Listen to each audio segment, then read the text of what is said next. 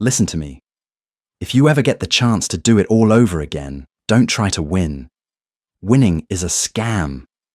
I spent 30 years bleeding dry for a man who looked at me like rot on a floorboard. When I opened my eyes 20 years in the past, right on the night he left me for her, I didn't fight. I just walked away, and that was the exact moment I ruined him. I died on a Tuesday. It was raining, the kind of pathetic, drizzly rain that coats the city in a greasy film and makes your joints ache. I remember the smell of the hospital room more than the pain in my chest. It smelled like industrial bleach, stale lemon jello, and the sharp metallic tang of my own failing kidneys. Elias was sitting in the vinyl chair by the window. He was 52, his dark hair threaded with silver, looking every inch the distinguished architect he had become. But he wasn't looking at me. He was looking at his phone. His thumb swiped. Down, up, down. The rhythmic, indifferent flicker of the screen illuminated the deep lines around his mouth. I was suffocating. My lungs were filling with fluid, each breath a wet, tearing sound like old Velcro being pulled apart. And Elias was checking his emails. He had hated me all his life. I knew this. I had known it when I cornered him into marriage by playing the martyr, by being the one who saved him when his startup went under, by intertwining our finances so deeply he couldn't leave without amputating a limb. He stayed because it was convenient, and he punished me for it every single day. A life of cold shoulders, of dinners eaten in the heavy, suffocating silence of our dining room, the only sound the scrape of forks against porcelain, of waking up shivering because he had rolled as close to the edge of his side of the bed as gravity would allow. Elias! I wheezed. My throat tasted like copper and old blood. He didn't look up. The nurse will be back in 10, Madeline. Just try to rest. He didn't even hold my hand. As the monitor beside me began to shriek as the edges of my vision curled and blackened like burning paper, the last thing I saw was him checking his watch. He had a meeting at 4. My death was an inconvenience to his schedule. I didn't feel a soul-cleansing white light. There was no choir. There was just a violent ripping sensation like a hook catching behind my navel and yanking me backward through a narrow, suffocating tube. I couldn't breathe. I was choking on ash. Then the bass hit me. Thump, thump, thump. It vibrated right through my sternum. The smell of hospital bleach was obliterated by an olfactory assault. Spilled keg beer, cheap strawberry vape smoke, stale sweat, and the overpowering synthetic cedar of cheap men's cologne. My eyes snapped open. I gasped, sucking in a lungful of humid, overheated air. I choked, coughing violently into my hand. When I pulled my hand away, it wasn't bruised with purple IV tracks. The skin was smooth. The knuckles weren't swollen with arthritis. I stared at my fingers, the cheap silver rings I used to wear from the flea market biting into my skin. The floor beneath my boots was sticky, gripping the rubber soles of my Converse with an audible schlick every time I shifted my weight. Maddie, are you even listening to me? The voice was a physical blow. I looked up. Elias. But not the Elias of the hospital room. This Elias was 21. He was wearing a faded flannel shirt that smelled like damp wool and laundry detergent. His face was unlined, his eyes bright, frantic, and entirely focused on the front door of the frat house. I knew exactly when I was. November 12th, junior year, the Sigma Chi winter mixer. This was the night. The fulcrum of my entire miserable existence. In my previous life, this was the night Juliet, his first love, the girl with the laugh like wind chimes and the perfect effortless grace, was supposed to move back to London. Elias had brought me to this party as his fallback, his safety net. But 10 minutes ago, someone had told him Juliet's flight was delayed. She was here. I stared at him. The sheer overwhelming nausea of seeing him alive, young and vibrating with that familiar frantic obsession for someone else hit me so hard my knees buckled. I grabbed the edge of a sticky folding table to steady myself. My fingers dug into the cheap plastic. I have to do this, Maddie, he was saying, running a hand through his hair. The exact same gesture he'd make right before he told me we were sleeping in separate rooms. I'm sorry. I know I brought you, but she's leaving. If I don't tell her now, I'll regret it for the rest of my life. In my memories, This was the moment I shattered. In the first run of my life, I had grabbed his arm. I had cried. I had humiliated myself, begging him not to go screaming over the thumping bass that she didn't care about him, that I was the one who was always there. I had followed him out into the snow, shivering in my thin jacket, watching him kiss her under the street lamp while I stood in the shadows like a stray dog. That night forged the pathetic, grasping desperation that defined my next 30 years. "Maddie, please understand," he said, his voice dropping into that low, placating tone he reserved for difficult clients, and apparently me. He wasn't looking at my eyes. He was looking at my mouth, bracing for the hysterical sobbing he expected. I felt the plastic cup in my hand. It was sweating. The cheap vodka cranberry inside was lukewarm. I looked at him. Really looked at him. Stripped of the 30 years of marriage, stripped of the shared mortgage, and the silent dinners, he was just a boy in a cheap shirt, sweating in a crowded basement, willing to throw me away for a girl who treated him like an accessory. The rage didn't come. The heartbreak didn't come. What rose up inside my throat was a wave of pure, unadulterated exhaustion, a bone-deep fatigue. I was so goddamn tired of him. I set the plastic cup down on the folding table. A bit of the red liquid sloshed over the rim, staining the white plastic. "Okay," I said. My voice was raspy from my own coughing fit, but it was dead flat. Elias blinked, his brow furrowed. The script in his head had hit a snag. "Okay, you're not mad." "No," I said, and it was the truest thing I had ever spoken to him. "Go." I'll call you tomorrow," he said, already taking a step backward, his eyes darting toward the door. "Don't bother," I said. I didn't wait to see his reaction. I turned my back to him. The physical act of turning around, of facing the dingy drywall of the frat basement instead of his face, felt like shifting a tectonic plate. My chest ached. Not with sorrow, but with the sudden violent expansion of my lungs taking in real unobstructed air.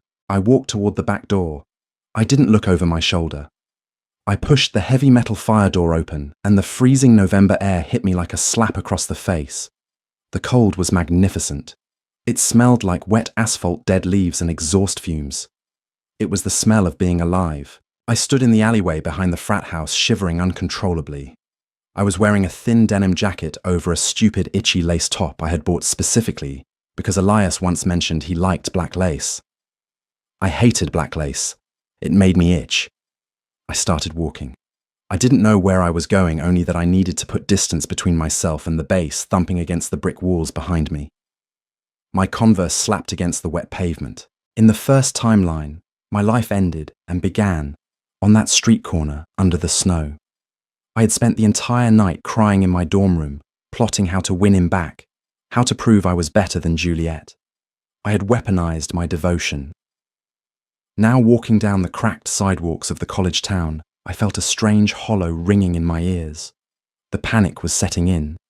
Not the panic of losing a boy, but the sheer existential terror of the void. For 30 years, Elias had been the center of my solar system. I was the planet tidally locked to his star, burning up on one side and freezing to death on the other. Every decision I had ever made, my major, my career, the city I lived in, the clothes I wore, was filtered through the lens of Elias. How would he react? Would this make him look at me? Would this make him love me? Without him, who the hell was I? I stopped in front of a 24-hour diner. The neon sign buzzed the N, flickering with a persistent, annoying hum. I pushed the glass door open. The bell above tinkled cheerfully, completely, at odds with the sterile fluorescent lighting that exposed every stain on the linoleum floor. "Just you, Hon?" the waitress asked. She was older, wearing a yellow uniform that had seen better decades. She smelled like burnt coffee and stale cigarette smoke. "Just me," I said. The words tasted foreign on my tongue. I slid into a corner booth. The red vinyl was taped over with silver duct tape that scratched the back of my thighs.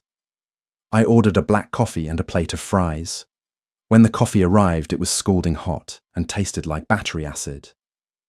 I wrapped my freezing hands around the thick ceramic mug, letting the heat sear my palms. It hurt. It grounded me. I didn't feel triumphant. I didn't feel like a badass who had just rewritten her destiny.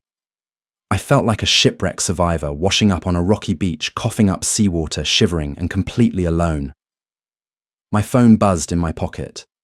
A heavy, clunky thing compared to what I was used to in 2056. I pulled it out. The bright, pixelated screen glared at me. Harper, where are you? Did Elias ditch you again? I swear to God, Maddie, I'm going to key his car. Harper, my roommate. The girl I had completely abandoned in my 20s, because she kept telling me the truth about Elias, and I didn't want to hear it. She had died in a car accident when we were 28. I hadn't gone to her funeral because Elias had a work function that weekend. My throat tightened. A hard, sharp knot of actual grief, not the manufactured, selfish grief of a bruised ego, but real, devastating loss lodged in my esophagus. I pressed my thumbs against the keypad, relearning the old muscle memory. Me, I'm at the diner. He left. I'm eating fries. The reply came almost instantly. Harper, do not move. I am coming over. I am bringing sweatpants and a desire for violence.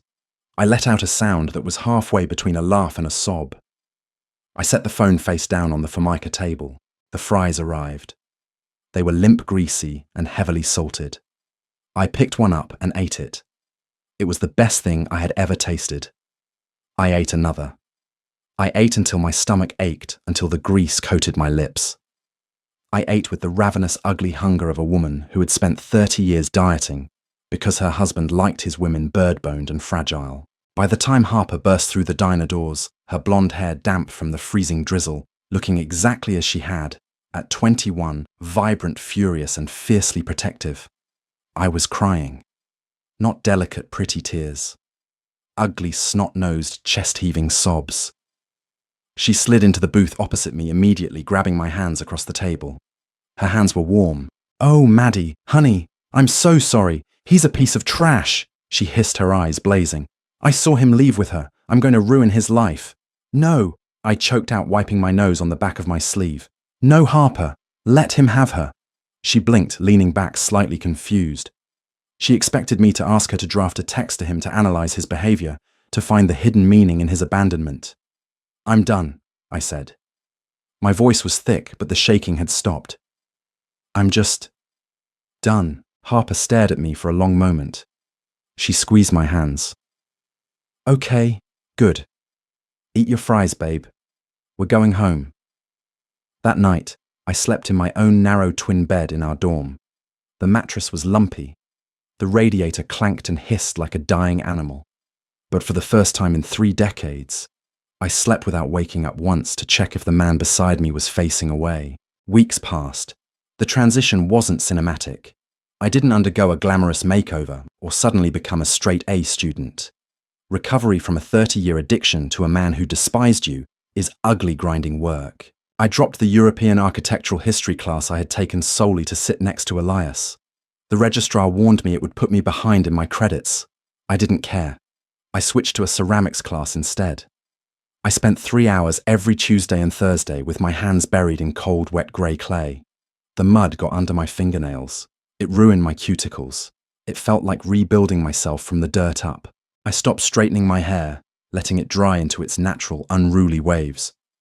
I threw out the black lace top. I started wearing oversized sweaters that felt like armor. And I ignored Elias. It wasn't a game. It wasn't a tactical retreat to make him miss me. I genuinely, pathologically wanted nothing to do with him. At first, he didn't notice. Why would he? He was high on the adrenaline of Juliet. From what Harper reported gleefully over cheap dining hall pizza, Elias and Juliet were the new campus spectacle. They were entirely wrapped up in each other. He had gotten his prize. But a prize is only satisfying if someone is jealous you won it. The first time I saw him was 3 weeks after the frat party. I was in the campus library, tucked away in the dusty, quiet archives section on the 4th floor. I was reading a book on soil compositions for my ceramics class. The air smelled of vanilla-scented, decaying paper and floor wax. I heard the footsteps before I saw him. The heavy, deliberate tread of his boots. I didn't look up until a shadow fell across my book. Elias was standing there. He was wearing a nice wool coat, his hair perfectly styled. He looked tired. The frantic manic energy of the party was gone, replaced by a subtle, tight irritation around his eyes. I looked at him. I felt nothing. No spark. No anger. Just a mild annoyance that he was blocking my reading light. "Maddie," he said. His voice was lower, utilizing that intimate timbre he thought was irresistible. "Elias," I replied. I didn't close my book. I kept my finger marking the paragraph on kiln firing temperatures. He shifted his weight, clearly thrown by my lack of reaction. Usually by this point in our fights, I would have sent him 12 paragraphs of emotional bleeding over text, and he would have magnanimously forgiven me for being upset. "You haven't answered my texts," he said.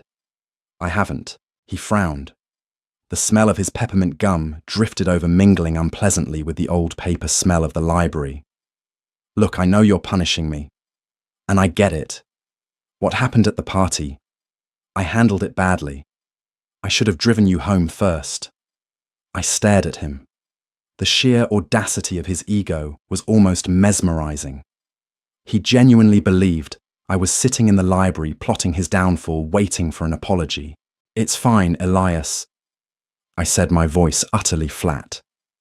"You wanted to be with Juliet. You're with Juliet. There's nothing to punish." His jaw tightened. "So what? We're just not friends anymore." "We've been best friends since freshman year, Maddie. You're just throwing that away because I'm seeing someone. Friends." The word made me want to dry heave. We were never friends. I was his emotional fluffer, stroking his ego when he felt insecure doing his laundry, when he was stressed writing his history papers, when he was hungover. "I'm not throwing anything away," I said, finally closing the book with a soft thud. "I'm just busy. The semester is ending." "You dropped architecture."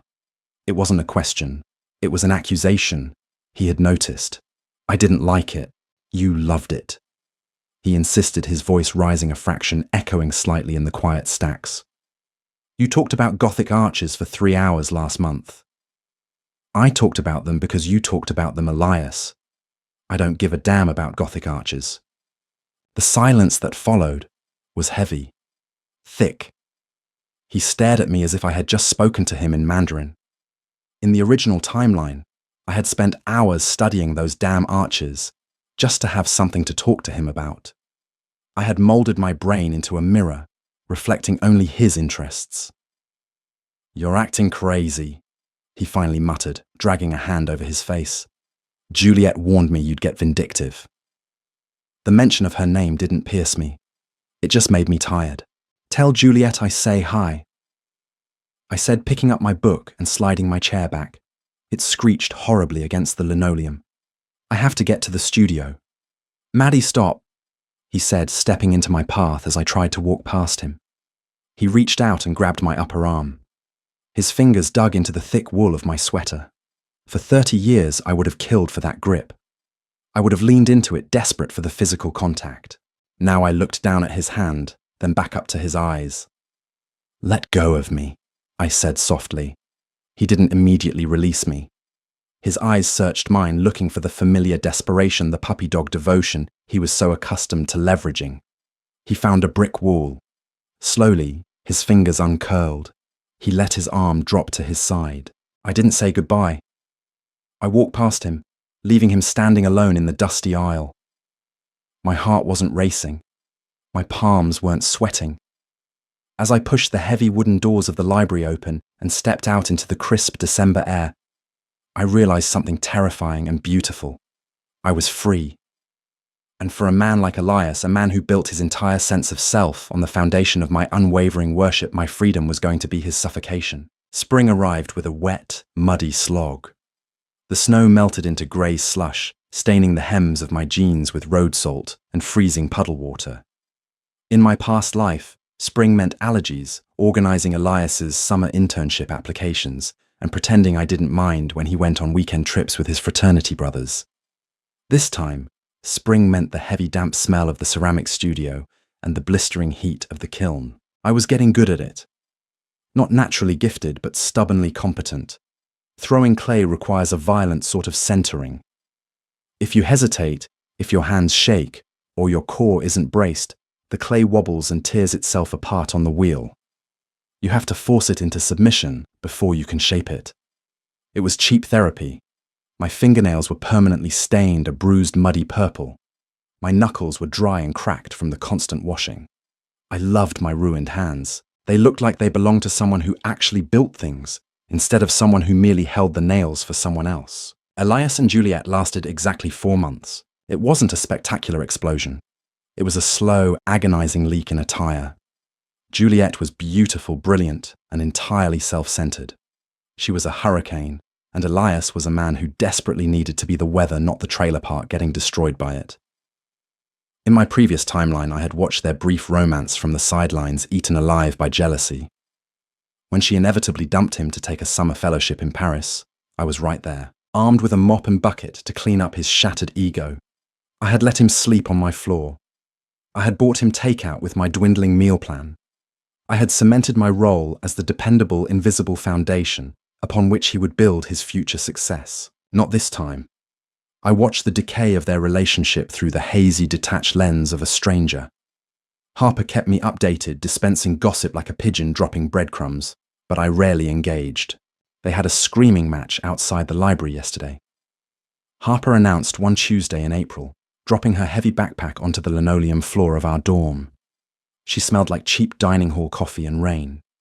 Apparently, he told her she was spending too much time on her portfolio and not enough time supporting his finals prep. I kept my eyes on the rough bisqued mug I was sanding down. The sandpaper made a harsh scratching sound that set my teeth on edge, but the rim needed to be smooth. Sounds like Elias. Maddie, she told him to grow up and hire a tutor, in front of like 20 people. Harper grinned, a vicious, delighted thing. He looked like he was going to cry. I blew the fine white ceramic dust off the mug. It plumed into the air, coating my eyelashes. Pass me the damp sponge, will you? The truth was, I felt a twinge of pity. Not for the boy I loved, but the kind of pity you feel for a stray dog that keeps running into a glass door. Elias didn't know how to exist without a mirror reflecting his own perceived greatness. Juliet was a window. She only showed him the rest of the world, a world where he was just another stressed 21-year-old with a mediocre GPA. He started trying to corner me in late April. The texts began as a slow trickle. Hey, long time. Can we grab coffee? Then saw you walking by the quad today. You look different. Good different. Then the midnight texts fueled by cheap beer and bruised pride.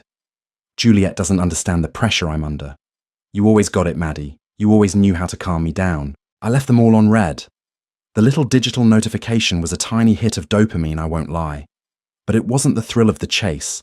It was the quiet satisfaction of putting up a fence and watching the trespasser realize the gate was locked. He finally ambushed me on a Thursday. It was raining again, a torrential downpour that turned the campus pathways into rushing streams. I was working late in the studio, the only sound the rhythmic, hypnotic spinning of the pottery wheel and the heavy drum of rain against the skylight. The air was thick with the scent of wet earth and ozone. The heavy metal door of the studio clanged open. The draft of cold air hit my sweaty neck. I didn't turn around. My hands were covered in slick grey slip shaping a tall, precarious cylinder. You're avoiding me. Elias's voice was sharp, cutting through the hum of the wheel. He stepped into the light of my overhead lamp. He looked awful. His hair was plastered to his forehead, dripping rainwater onto the concrete floor. The bags under his eyes were bruised and heavy. The expensive wool coat he usually wore was missing, replaced by a soaked, pathetic-looking hoodie. He smelled like damp cotton and stale liquor. I'm working, Elias, I said. My voice was steady. I didn't break my focus on the clay. The cylinder was rising, thinning out between my palms. Don't give me that bullshit, he snapped, taking a step closer. His boots squeaked wetly against the floor. You've been icing me out for months. And now, when I actually need my best friend, you're playing games. I don't play games. I pressed my thumb into the lip of the clay, flaring it outward. And I'm not your best friend. I'm just the person you used to complain to when your actual friends weren't listening. He flinched, literally jerked his head back as if I had thrown a ball of wet clay at his face. For a second, the anger in his eyes fractured, revealing the raw, panicking boy underneath. He was drowning, and the life raft he had always taken for granted was currently ignoring him to make a bowl. "Juliet broke up with me," he blurted out. His voice cracked on the last syllable. It was the sound of a man expecting an immediate rescue mission. He waited for the gasp. He waited for me to stop the wheel, wipe my hands, and rush over to pull him into a hug. He waited for the 30 years of conditioning to kick in. I kept the wheel spinning. The clay slipped smoothly through my fingers. "I'm sorry to hear that," I said. It was the exact tone of voice you use when the grocery store cashier tells you they're out of paper bags. Mildly sympathetic, utterly detached. "That's it." He stepped right up to the splash pan of the wheel. I could smell the alcohol sweating out of his pores. "That's all you have to say. I am falling apart, Maddie. She humiliated me. She told me I was a suffocating narcissist. And you're just going to sit there. Yes. Why are you doing this to me?" He demanded, his hands gripping the edge of the metal table holding my tools. His knuckles were white. "What did I ever do to you? I was honest with you at that party. I told you I had to follow my heart. Is this your revenge because it's petty as hell?" I finally took my foot off the pedal. The wheel spun down the hum, dying away, until the only sound was the rain hammering the roof. I picked up a wire tool, pulled it taut between my thumbs, and cleanly sliced the base of the cylinder from the wheel head. I turned to look at him. My hands were coated in grey mud. My apron was splattered. I felt utterly, entirely solid. "Elias," I said, my voice low, carrying no anger, only a crushing weight of exhausted truth. "You didn't do anything to me at that party. You did me a favor. You showed me exactly what I was worth to you, which is nothing." "That's not true." "It is true, and it's fine. But you don't get to treat me like a backup generator. You don't get to plug into me only when your main power source fails." I picked up a wet rag and began wiping the thick sludge off my fingers. "You want someone to tell you Juliet was a bitch and you're a misunderstood genius. I'm not going to do that. You probably were suffocating. You are incredibly demanding. Now you have to figure out how to deal with that yourself." He stared at me. His mouth opened, then closed. The sheer terrifying realization that he had completely lost the script washed over his face. He was looking at me like he didn't know who I was. And he didn't. He never had.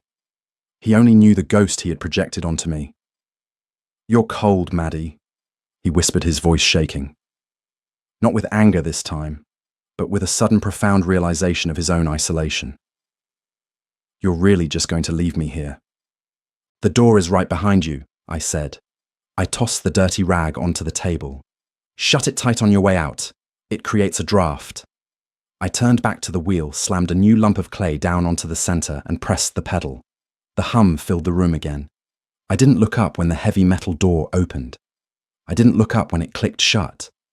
I just leaned over the spinning wheel, braced my core, and began to pull the clay upward, shaping my own life with my own two hands. By the time graduation rolled around the following year, the campus felt entirely different.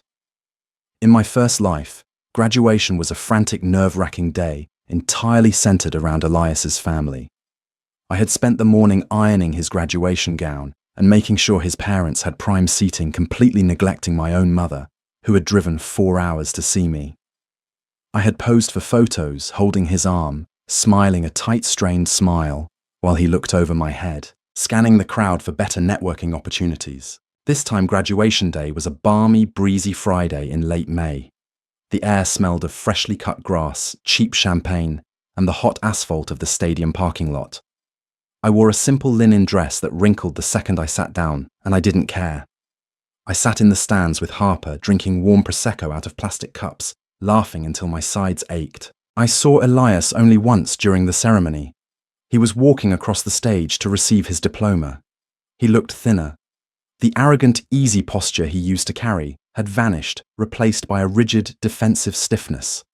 The applause for him was polite standard. I clapped a slow, perfunctory rhythm, feeling absolutely nothing. No longing, no bitterness.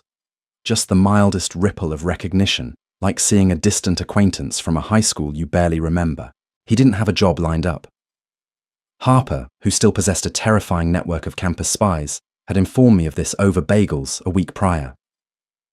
His grades had slipped after the Juliet disaster. Without me, there to proofread his late-night essays, organize his schedule, and soothe his bruised ego, when professors criticized his designs, his actual mediocrity had bubbled to the surface. He was a decent architect, but he wasn't the prodigy he believed himself to be. And the industry, unlike me, didn't grade on a curve of unconditional worship. I, on the other hand, had a modest apprenticeship lined up at a local pottery studio, with plans to eventually open my own small kiln space. It wasn't glamorous. It wouldn't make me rich, but it was mine. Every brick, every bag of clay, every drop of sweat would belong to me. The final encounter happened at the post-graduation mixer on the quad.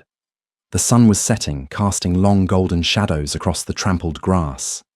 The air was thick with humidity and the smell of roasting hot dogs and stale beer. I was leaning against a large oak tree, slipping off my uncomfortable heels to stand barefoot in the cool grass. The bark of the tree was rough and solid against my back. I took a deep breath, letting the chaotic noise of the celebrating crowd wash over me. "Madeline!" The voice didn't send a jolt through my spine anymore. It just sounded tired. I opened my eyes. Elias was standing a few feet away. He was holding a plastic cup of beer, the condensation dripping down his knuckles. He looked older than 22. The skin around his eyes was tight, exhausted. He looked for a fleeting, surreal second exactly like the 52-year-old man who had watched me die while checking his emails. "Hello, Elias," I said. I didn't move away from the tree. He took a step closer, hesitating as if approaching a wild animal that might bite. "Congratulations on graduating." "You too." He looked down at his plastic cup, tracing the rim with his thumb. The silence stretched between us, heavy and awkward. In the past, I would have rushed to fill it. I would have asked about his parents, his plans, his feelings.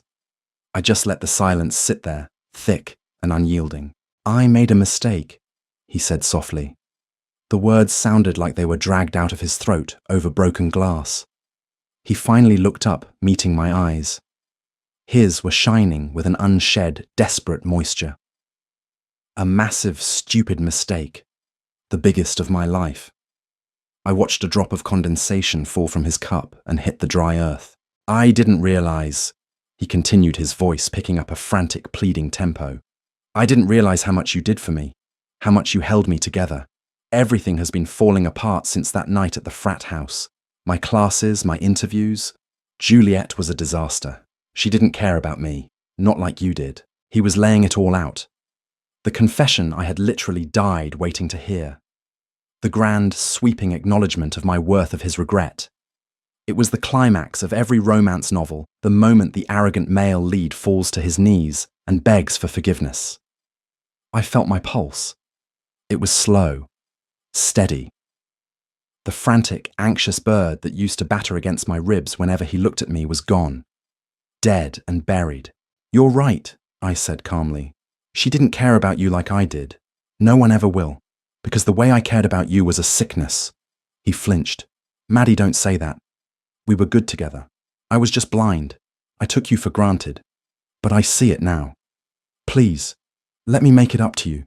Let me take you to dinner tonight. Just the two of us, like we used to." He reached out his hand, hovering in the space between us, desperate to bridge the gap. I looked at his hand. I remembered the cold hospital room, the smell of bleach, the sound of my own lungs drowning while he swiped through his phone. He was sorry now because he was losing. He wasn't sorry because he loved me. He was sorry because he missed the convenience of my devotion. He missed his safety net. "No, Elias," I said. The word tasted clean, crisp. His hand dropped. The desperation in his eyes morphed into a raw, hollow panic. "Maddie, please. I have nothing. I don't know what I'm doing anymore." "You'll figure it out," I said, entirely sincere. "Or you won't. But it's not my problem anymore." I picked up my shoes by the straps, the leather cool against my fingers. I stepped away from the oak tree, leaving him standing in the growing shadows. "You're really never going to forgive me," he called out, his voice cracking, pathetic and small over the noise of the crowd. I paused, looking back over my shoulder. The sun was fully gone now, the quad illuminated by cheap string lights that cast harsh, unforgiving shadows on his face. I already forgave you, I said. That's why I'm leaving. I didn't wait to see him process it. I turned and walked away, my bare feet sinking into the damp earth. The night air was warm, smelling of crushed grass and endless, terrifying, beautiful possibilities. I walked toward the distant sound of Harper laughing, leaving the ghost of the man who ruined my first life alone in the dark, with nothing but the crushing weight of his own regret. And that is the end of this story. She did not stay to watch Elias crumble, because true revenge is not about destroying the people who hurt us. It is about rebuilding ourselves entirely without them. Walking away was the final fatal blow. Did her choice resonate with you? Let me know your thoughts on his desperate apology in the comments below. If you enjoyed this raw journey of starting over, please hit like, share this video, and subscribe today.